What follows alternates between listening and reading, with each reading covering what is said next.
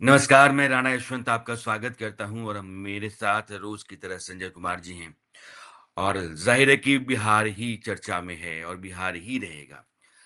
बिहार में जो ताज़ा डेवलपमेंट है वो महागठबंधन को लेकर के है। महागठबंधन में 3-4 बातें साफ़ हो गईं।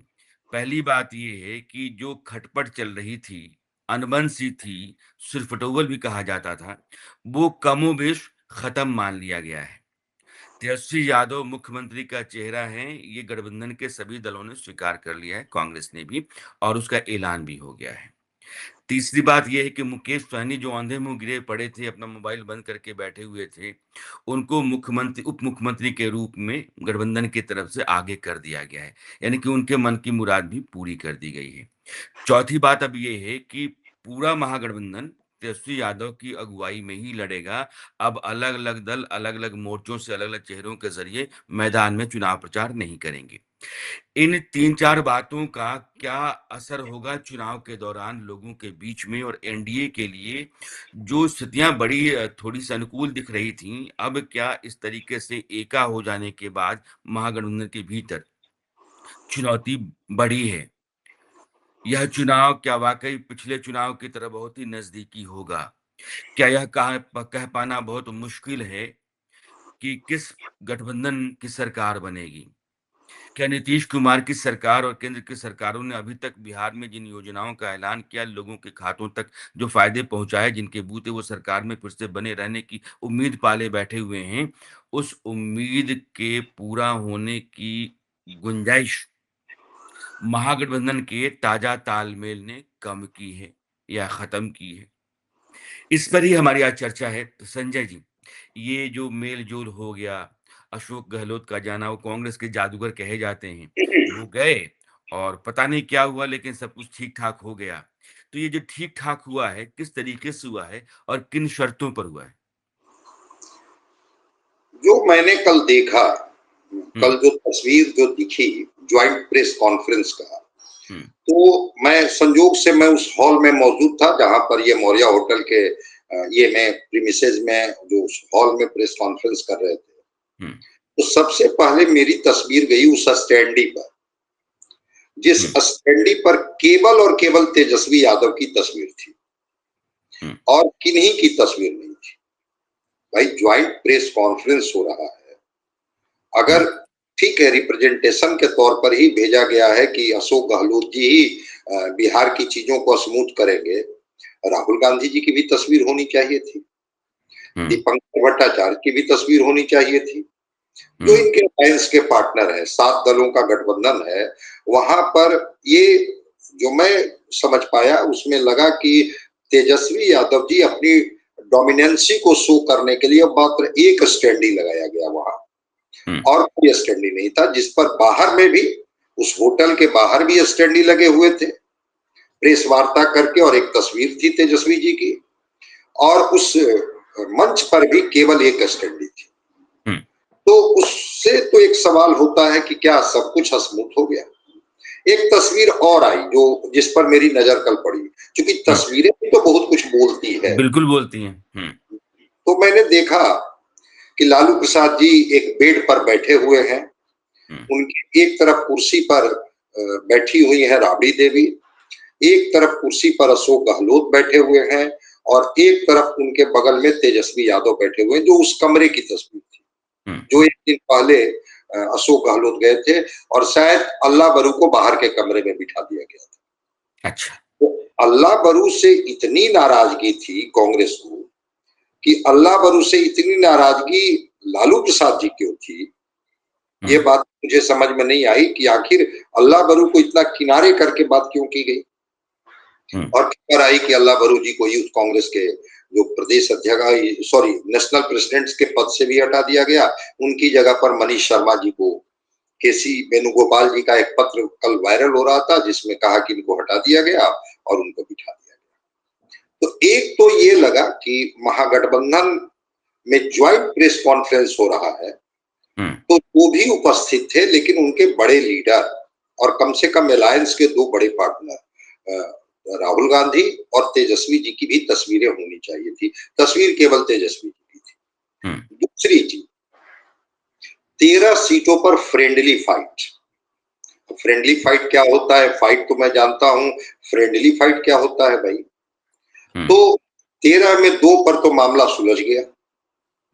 एक बाबू बरही की सीट, हुँ, शायद उसी सीट के बाद मुकेश साहनी जी को लालू प्रसाद जी माने कि ठीक है, वो पहले तो जाने से ही इनकार कर गए कि मैं प्रेस कॉन्फ्रेंस में क्यों जाऊंगा जब तक डिप्टी सीएम की बात हमारे लिए आप नहीं करेंगे।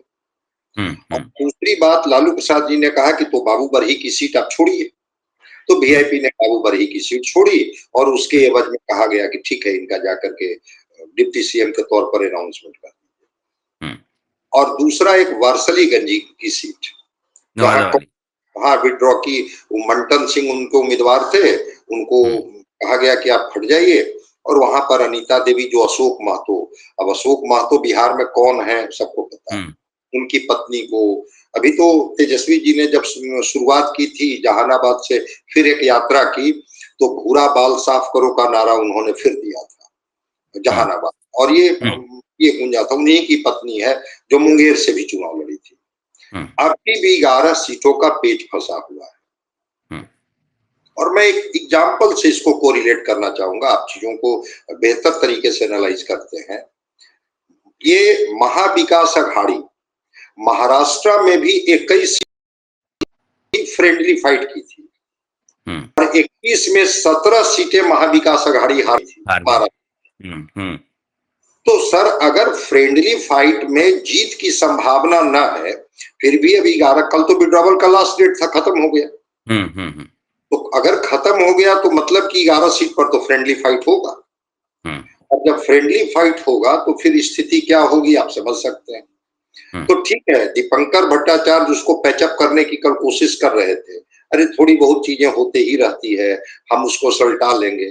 भाई, हुँ, अब पिछली बार 125 और 110 यही तो आंकड़ा था बिहार का, हुँ, और यही सीट से ना एनडीए की सरकार बन गई थी, आप छूट गए थे। और 11 सीट पर पहले तो तय कर लीजिए कि आपस में लड़नी है कि एनडीए से लड़नी है।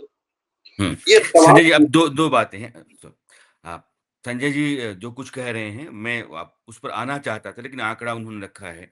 महाराष्ट्र के चुनाव में जो कांग्रेस की अगुवाई वाला गठबंधन है, जिसको महाअघाड़ी कहते हैं, उसने 21 सीटों पर चुनाव लड़ा था विधानसभा में, 17 सीटें वो हार गए थे। बिहार के चुनाव में 13 सीटों पर फ्रेंडली फाइट थी, 2 का मामला सुलझा लिया गया है।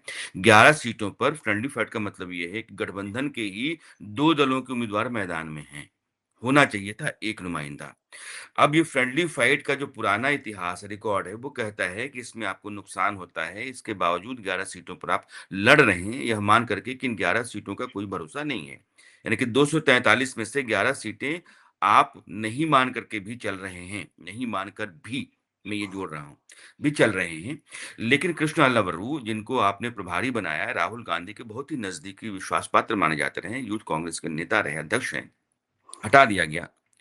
क्या कृष्ण अल्लावरू ने कांग्रेस के लिए वहाँ नुकसान का काम किया या फिर तेजस्वी यादव, लालू प्रसाद यादव के दबाव में कि ये आदमी तो मुझे चाहिए ही नहीं और कांग्रेस के भीतर कहीं नहीं चाहिए, इसलिए उनको बेदखल कर दिया गया? जी, बिल्कुल। मैं समझता हूँ कि शायद लालू प्रसाद जी की नापसंदगी की वजह से ही उन्हें बेदखल किया गया। क्योंकि जो जानकारी मेरी थी कि जो टिकट बँटवारा हुआ, उसमें हुँ, अल्लावरू ने अपने तरीके से चीज़ों को तय किया। हुँ, कृष्णा अल्लावरू, राजेश राम और पप्पू यादव, ये 3 लोगों की चली। हालाँकि पप्पू यादव कल भी बहुत गर्म थे। बिहार हुँ, में केवल एक तस्वीर चलेगी, वो तस्वीर राहुल गांधी की चलेगी, जब तस्वीर को लेकर के सवाल पूछा गया था। हुँ, लेकिन हुँ, खैर, पप्पू यादव निर्दलीय हैं और उस उदाहरण को भी हम लोगों ने देखा है कि जब लालू प्रसाद से सहमति ले लिए थे और कांग्रेस ने पूर्णिया में टिकट दे दिया था, लेकिन जैसे ही लालू प्रसाद ने अपनी नाराजगी जाहिर की, तो कांग्रेस हिम्मत नहीं जुटा पाई उनको कांग्रेस का कैंडिडेट बनाने के लिए पूर्णिया से, और उनको हुँ, निर्दलीय चुनाव लड़ना हुँ, पड़ा। हुँ। तो उनकी बातों को मैं बहुत गंभीरता से नहीं लेता।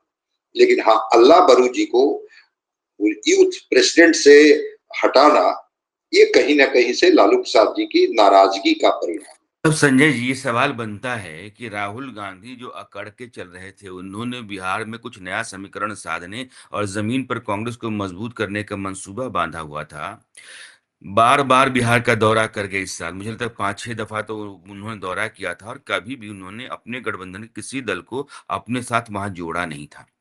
कृष्ण अल्लावरू और अपने नए प्रदेश अध्यक्ष के साथ उन्होंने बिहार में कांग्रेस को नए सिरे से खड़ा करने की बात कही थी या इस पर वो काम करते हुए दिखे थे।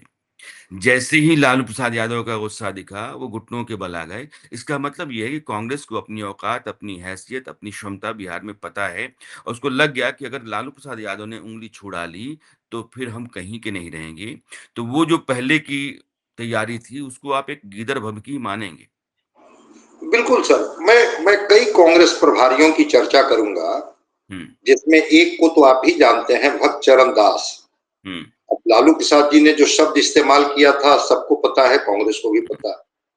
थोड़ा सा उन्होंने कांग्रेस को अपने पैरों पर खड़ा करने की कोशिश की थी। हुँ, भक्त चरण दास को रुखसत कर दिया गया।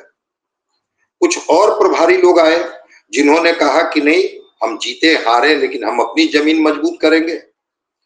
हुँ। वही कड़ी में थे अल्लाह बरू, जिन्होंने लालू प्रसाद जी से दूरी बनाई, कांग्रेस को ताकत दी, कांग्रेस को जमीन पर उनके झंडे दिखे, उनके लोग दिखे। लेकिन लालू प्रसाद जी इस बात के लिए नाराज हुए हुँ। और इसीलिए तो मैं कह रहा हूं कि वो जो कमरे की तस्वीर आई है, उस तस्वीर में अल्लाह बरू को बाहर बिठा दिया गया था। मतलब नहीं तो लालू इसका प्रसाद। मतलब यह भी है ना कि कांग्रेस का कोई भी नेता वो प्रभारी के तौर पर वहां जाए या फिर वहां प्रदेश अध्यक्ष बनाया जाए, उसको पता है कि उसकी औकात जो है वो सिर्फ तभी तक है जब तक लालू प्रसाद यादव की मर्जी चल रही है। उनको नाराज करके बिहार में भले ही वो कांग्रेस का नेता है, वो सरवाइव नहीं कर सकता है। उसकी हैसियत, उसकी जो जो उसके पास एक पद है, वो दोनों से हाथ धो सकता है। हाँ, बिल्कुल बिल्कुल।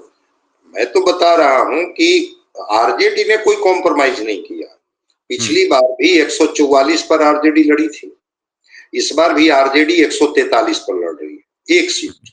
हम्म, लेकिन कांग्रेस जो 70 पर लड़ी थी, पहले तो 61 पर ही लड़ने के लिए तैयार हो गई। 9 सीट तो ऐसे ही, वो आनुपातिक बात जो वो कह रही थी कांग्रेस, उसका तो कोई मतलब ही नहीं रह गया।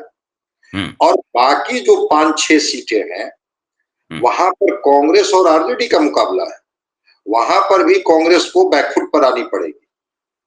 हम्म। वहां भी 61 में भी जो सीटें हैं, जो 11 सीटें तो फंसी हुई है। पिछली बार जो कांग्रेस का रोना था कि आपने 70 सीटें दी ज़रूर, लेकिन लगभग 30-31 सीटें तो वैसी थीं, जो कभी भी महागठबंधन नहीं जीता है। वो तो एनडीए के पाले की सीटें हैं, तो आपने हमको बैल दूहने के लिए दे दिया था।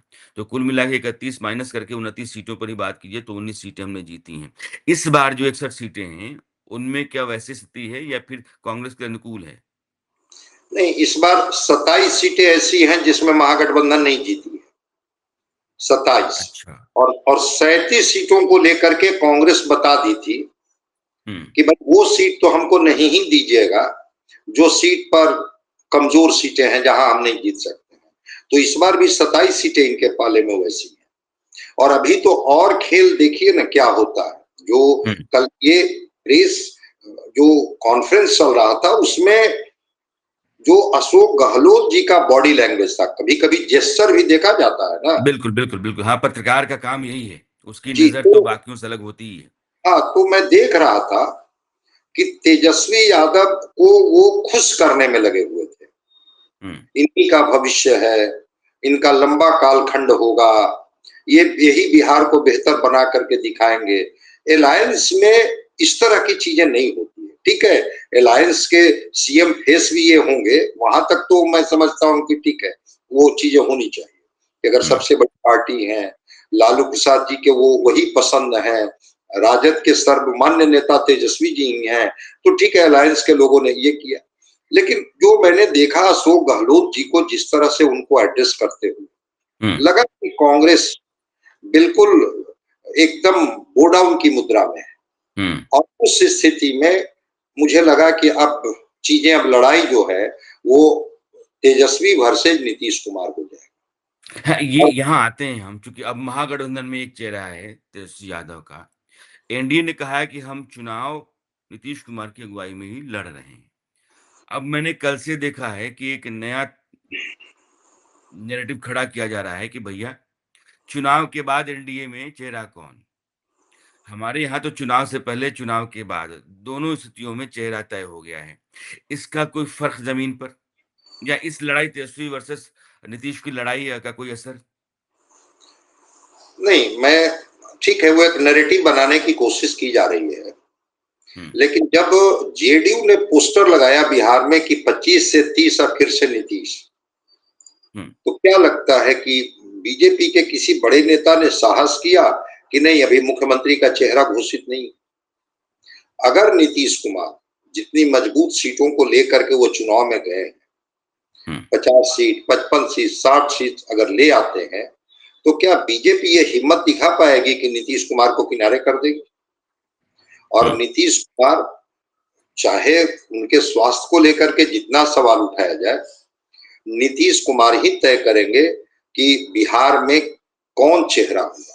ये नीतीश कुमार तय करेंगे। नीतीश कुमार खुद अपने आप से कहते हैं कि नहीं, ठीक है, कि नहीं और कोई ये दे दीजिए और हम एक सेफ एग्जिट लेना चाहते हैं, तो वो अलग बात है। लेकिन कल तो सम्राट चौधरी ने खुल करके कहा, हुँ, कि नीतीश कुमार ही मुख्यमंत्री होंगे। हुँ।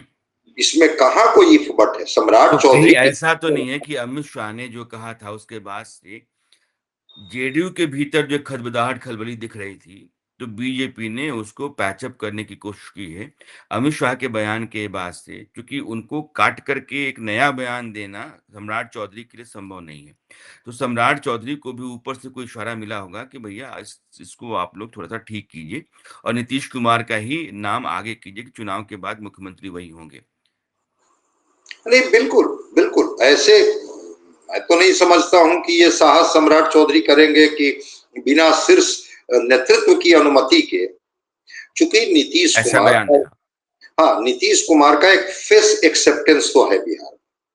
हुँ, और उस फेस एक्सेप्टेंस को लेकर के अब लगातार वो रैलियों को संबोधित कर रहे हैं। नीतीश कुमार आज भी प्रधानमंत्री जी के साथ है। हुँ, नीतीश कुमार जी का जो फेस वैल्यू है, ये कह रहे हैं कि हम इन वेलफेयर स्कीम्स को लागू करेंगे। नीतीश कुमार ने लागू करके दिखा दिया। तो हुँ, नीतीश कुमार का जो एक स्थापित चेहरा है, उसको कहीं से भी छेड़छाड़ करने की कोशिश बीजेपी नहीं करेगी। हाँ, कौन पार्टी नहीं चाहती है, जब अलायंस में सरकार बनती है, तो कौन पार्टी नहीं चाहेगी कि हमारे लिए भी थोड़ा स्पेस बचा रहे। हुँ, और उसमें अगर अमित शाह जी ने थोड़ा स्पेस बचे रहने के लिए कुछ बातें कर दी हैं, लेकिन हुँ, लगता है कि तेजस्वी वर्सेस नीतीश कुमार की लड़ाई, भाई महागठबंधन यही तो चाह रहा है हुँ, कि हुँ, नीतीश कुमार को हम कॉर्नर्ड करें और हम उनके जो लवकुश समाज का जो वोट है, उसको हम अपने साथ जोड़ लें। अति पिछड़ा को हम समझाने में कामयाब हो जाए कि भाई अब तो नीतीश कुमार है, रहेंगे नहीं मुख्यमंत्री, तो आपके लिए, आपके हितों में जो निर्णय लेने वाला व्यक्ति था, वो तो अब रहेगा नहीं, तो सरकार तो बीजेपी का मुख्यमंत्री हो जाएगा। हुँ। शायद डिप्लोमेटिकली और पॉलिटिकली दोनों तरीके से इस तरह का अभी जोखिम लेने का ये काम बीजेपी नहीं करेगी। इसीलिए हुँ, सम्राट चौधरी ने कल आकर के कहा कि मैं कह रहा हूं कि अगले मुख्यमंत्री भी नीतीश कुमार ही होंगे। और एक चीज और मैं बता देता हूं कि चूंकि नीतीश कुमार की स्वीकार्यता कैसे है कि हुँ। भाजपा दफ्तर में भी नरेंद्र मोदी के साथ नीतीश कुमार की तस्वीर लगी हुई है, बराबर। अगर जेडीयू दफ्तर में, बीजेपी मुख्यालय पर? जी जी, बीजेपी मुख्यालय पर तस्वीर लगी हुई है। अच्छा। हुँ, हुँ, तो मैंने वही कहा ना कि यहाँ पर क्या कांग्रेस को इन्होंने बराबरी में रखा? अगर हुँ, तेजस्वी की ताकत बड़ी है, बड़ी पार्टी है, तो क्या कांग्रेस को उस तरीके से रखा? लेकिन हुँ, वहां पर नीतीश कुमार को वो रखे हुए हैं, चूंकि उनको पता है कि बिना नीतीश कुमार के हम बिहार में परफॉर्म नहीं कर सकते। इसलिए हुँ। अभी हो सकता है कि कल कुछ अंदर की बात नीतीश कुमार की ही कोई सहमति से कोई चीज हो जाए, लेकिन नीतीश कुमार नहीं चाहेंगे और उनको मुख्यमंत्री से रिप्लेस कर दिया जाएगा, ऐसा मुझे नहीं चलता। एक नैरेटिव तो चलाया गया था। मैं दो एक हाँ, लाइन में दो बता सकता हूँ जी, जी, जी। कि 101 पर बीजेपी लड़ रही है, 29 पर चिराग लड़ रहे हैं, 6-6 पर मांझी और ये लड़ रहे हैं, और वो 141 का आंकड़ा हो जाता है, 42 का आंकड़ा हो जाता है और नीतीश कुमार को ये मुख्यमंत्री हटाने की बात है। अलायंस में ऐसा कुछ नहीं होता है।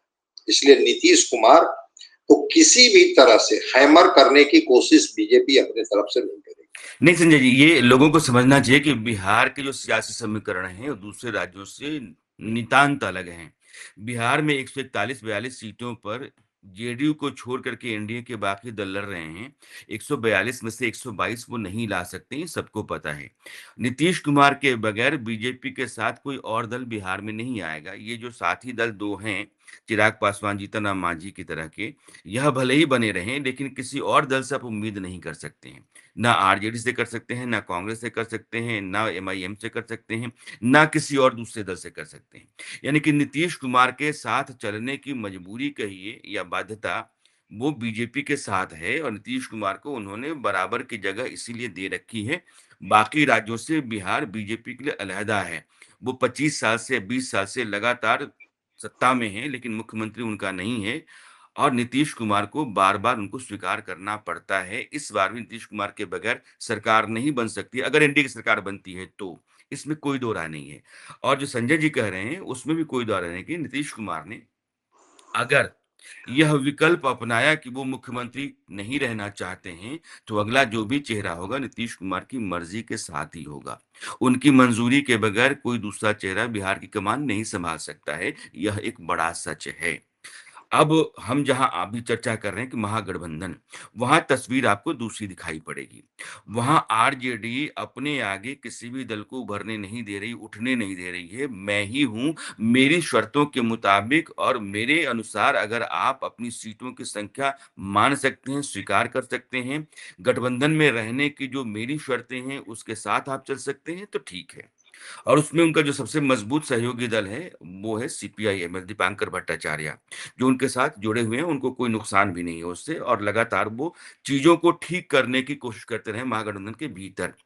कांग्रेस जो लगातार अपने पर निकाल रही थी और अपने बूते उड़ने की कोशिश कर रही थी, एक ही बार में पर कतर के बता दिया कि अपनी औकात हैसियत में रहिए, बिहार में आपकी पूछ-परख नहीं है। कांग्रेस ने अपनी बैसाखियों पर जिस तरीके से चलना शुरू किया, उत्तर प्रदेश में अखिलेश यादव के साथ वो लड़े, तो उनके पास लोकसभा की 5 ही सीटें आईं, लेकिन आप एक बैसाखी अपना गए। बिहार में बिना लालू प्रसाद यादव के आप चल नहीं सकते हैं। पश्चिम बंगाल में आप साफ हैं। इस बार हेमंत सोरेन को आपने नाराज़ किया, 14 सीटें जो झारखंड की हैं, उसके भीतर भी आपको बड़ा नुकसान होगा। तो यह जो 200 से ऊपर की सीटें दिख रही हैं बंगाल से लेकर के उत्तर प्रदेश तक, उन 200 सीटों में आप कहीं खड़ा नहीं अपने बूते, फिर आप कैसे कहेंगे कि आप प्रधानमंत्री बनना चाहते हैं या देश की सबसे बड़ी पार्टी बनना चाहते हैं? ये बड़ा मुश्किल हो गया। कांग्रेस ने अपने लिए अपनी ज़मीन धीरे-धीरे खत्म करनी शुरू की है और अब वो खात्मे की तरफ जा रही है, आप ऐसा मान सकते हैं। लेकिन हम चर्चा कहीं और लेकर के आ रहे हैं। महागठबंधन लालू प्रसाद यादव, तेजस्वी यादव। संजय जी, ये क्या मान लिया जाए कि महागठबंधन के भीतर सभी लोगों ने एक राय से अपना मन मार लिया और तेजस्वी यादव को अपना चेहरा आगे करके स्वीकार कर लिया कि मुख्यमंत्री यही होंगे, क्योंकि उनको भी लगता है कि अगर हमने इनका साथ छोड़ा, तो हमारे लिए भी नुकसान है। हाँ, बिल्कुल। नहीं, चूँकि वो एक जो कास्ट कॉम्बिनेशन है, उस हुँ, कास्ट कॉम्बिनेशन में 18% या 17% मुस्लिम और 14% यादव। हुँ, तो एक 32% वोट बैंक पर नज़र इनके अलायंस के पार्टनर को भी रहती है और हुँ, उनको लगता है, अब तो मुकेश सहनी जी को भी ले आए हैं, तो उनका भी वोट परसेंटेज जुट जाएगा। वो तो इतने सब कास्ट को जोड़ लेते हैं अपने में कि सबको कहते हैं कि वही मल्लाह जाति में ही आता मल्लाह है। जाति के, हाँ। हाँ, खैर, तो एक कास्ट कॉम्बिनेशन में लालू प्रसाद या आरजेडी एक मजबूत स्थिति में है और अलायंस के पार्टनर को लगता है कि बीजेपी जेडीयू के खिलाफ हमें जानी है, तो हमको इस अलायंस में तेजस्वी जी को नेता मानना पड़ेगा। हाँ, मन ही मान करके किए हैं, लेकिन पेच अभी भी है। अब हुँ, राजीव राम इनके जो कांग्रेस के प्रेसिडेंट हैं कुटुंबा से, हुँ, ठीक है, एक उन्होंने बना दिया था, वहां से आरजेडी ने भी अपना कैंडिडेट कोई पासवान जी को, जो पूर्व मंत्री थे, उनको बना दिया हुँ, और वहां से खबर है कि अधिकृत तौर पर वो हट गए हैं, हुँ, लेकिन आरजेडी नहीं चाहती है कि राजेश राम वहां से चुनाव जीते। हुँ, कई कई पेच है फंसे हुए। हुँ, इनका जो महिला विंग की अध्यक्ष थी, जो शिवहर से चुनाव लड़ी थी, रितु हुँ, जायसवाल, वो अभी भी इंडिपेंडेंट वो खड़ी हो गई है परिहार से जाकर के। हुँ, और वहां पर स्मृति गुप्ता हैं, रामचंद्र पूर्वे की बहू। आज भी हुँ, मैंने देखा कि वो कह रही हैं कि भाई उनको आप हटाइए और हमें लड़ने दीजिए। तो आपस में भी सीट को लेकर के भी थोड़ा सा द्वंद है। और अपने अलायंस पार्टनर के साथ भी वो हम्म, प्रेस को बताने के लिए कि तेजस्वी जी की स्वीकारिता सारे गठबंधन के साथियों में है, इसलिए उनको हम्म, बता दिया गया। ये हेमंत सोरेन ने क्या कहा था? हम्म, हेमंत सोरेन को जब इन्होंने एक दो सीट भी नहीं दी, जबकि दो ट्राइबल सीटें हैं बिहार में, दो ट्राइबल सीटें दे देते उनको, बिल्कुल। लेकिन उन्होंने कांग्रेस और आरजेडी के लिए धूर्त शब्द का इस्तेमाल किया। ये हम्म, धूर्त लोग हैं और इनसे क्या समझौता करना है, और फिर उन्होंने ड्रॉप आउट किया अपने कैंडिडेट को बिहार में और कहा कि ठीक है झारखंड में हम समझेंगे। तो आपस में अभी थोड़ी और तस्वीर साफ होने दीजिए ना। हम्म। पता चला कि लेकिन संजय जी, कुल मिलाकर के आप देखिए तो तेजस्वी यादव और उनके साथ जितने भी दल हैं, विपक्ष के दल हैं, उनके पास लोगों के बीच में जाकर के हमने आपके लिए ऐसा किया है कहने की कोई गुंजाइश नहीं बनती है। वो जातिगत आधार पर सरकार के खिलाफ अपना एक एजेंडा लेकर के वो चल रहे हैं कि आपकी सरकार जो है उसने ऐसा-ऐसा नहीं किया है।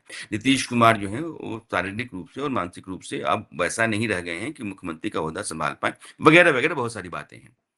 दूसरी तरफ नरेंद्र मोदी और नीतीश कुमार ये 2 चेहरे हैं, बड़े नायक हैं।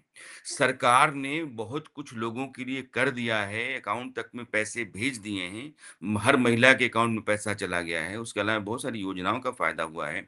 बिहार में केंद्र की सरकार ने बहुत सारा पैसा डाल कर के इंडस्ट्रियलाइज़ेशन को वहाँ तेज़ किया है। यह सब कुछ है, यानी कि 2 बड़े चेहरे, सरकार का किया गया काम और एक तरफ विपक्ष तेजस्वी यादव की अगुवाई में जो जाति के आधार पर समीकरण साधने और सरकार को घेरने मुद्दों के आधार पर कोशिश में है। 20 साल की इनकम्बेंसी है। जमीन पर इन दोनों गठबंधनों के बीच की जो लड़ाई है, वो कितने फासले पे है और कितनी नजदीक है? देखिए फासला तो है। तेजस्वी जी जैसे ही सीएम का फेस घोषित हुए, वो हुँ, लालू प्रसाद जी का एक बैगेज है तेजस्वी जी के सामने। हुँ, और चूंकि इनको भी चार्जशीटेड कर दिया है आईआरसीटीसी केस में, तो उस चार्जशीटेड वाला मामला भी कल से उठाना शुरू कर दिया है हुँ, हुँ, नीतीश कुमार पर। ठीक है, सत्ता में चीजें छूटती हैं, लेकिन नीतीश कुमार पर कोई करप्शन का सीधे सीधे आरोप नहीं, हुँ, परिवारवाद का नीतीश कुमार पर कोई आरोप नहीं। हुँ, और नरेंद्र मोदी के भी ये मान करके कि नरेंद्र मोदी भी देश हो या राज्य हो, उसको उन्होंने आगे बढ़ाने में एक भूमिका अदा की। तो मैं हुँ, मानता हूं कि एंटी इनकम्बेंसी तो होगा, उम्मीदें तो होंगी जब इतने हुँ, दिनों तक सत्ता में रहेंगे।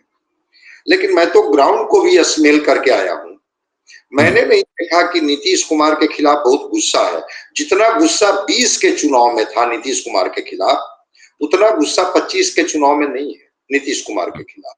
हुँ, हुँ, तो हुँ, ये अगर गुस्सा हम देखते तो लगता है कि हाँ एंटी इनकम्बेंसी है। मुझे नहीं लगता है कि एंटी इनकम्बेंसी है। और एक 3 करोड़ 64 लाख महिला वोटर हैं बिहार हुँ, में, 1 करोड़ 40 लाख जीविका दीदियां हैं, और हुँ, 1 करोड़ 21 लाख के खाते में 10,000 रुपए की राशि चली जाएगी। हुँ, 59% महिलाओं ने वोट किया था। अब हुँ, सोच लीजिए कि वो महिला वोटर किनके साथ खड़ी हैं। ईबीसी आज भी इंटैक्ट है।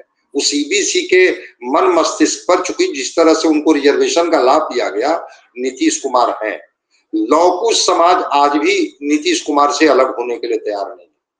हुँ, और फिर नरेंद्र मोदी का वो राष्ट्रवाद, कल ही शाम में वो यूथ से कनेक्ट हुए थे हुँ, और उन्होंने कहा था कि जो एक आपका स्लोगन है कि जो बिहार रफ्तार पकड़ा है, वो रफ्तार बनी रहनी चाहिए, और ये रफ्तार तभी बनी रहेगी जब कोई सस्टेनेबल गवर्नमेंट होगा। मतलब एक सरकार को बार बार आप मौका देंगे, तभी तो जो उनकी छूटी हुई चीजें हैं उसको आगे बढ़ा करके आकार देंगे। तो उस पर लोग ने भरोसा किया हुँ, कि 200 यूनिट बिजली फ्री की बात इन्होंने की, 125 यूनिट बिजली फ्री मिल गया। तो हुँ, एक जगह चीजें मिल गई, एक जगह मिलने की बात है। तो इस मामले में नीतीश कुमार और नरेंद्र मोदी की जोड़ी पर लोगों को भरोसा है, ऐसी बात नहीं है। हुँ, तेजस्वी युवा चेहरा है, युवा तरीके से अपने को कनेक्ट करते हैं, पढ़ाई दवाई कमाई सिंचाई की बात करते हैं, बिल्कुल।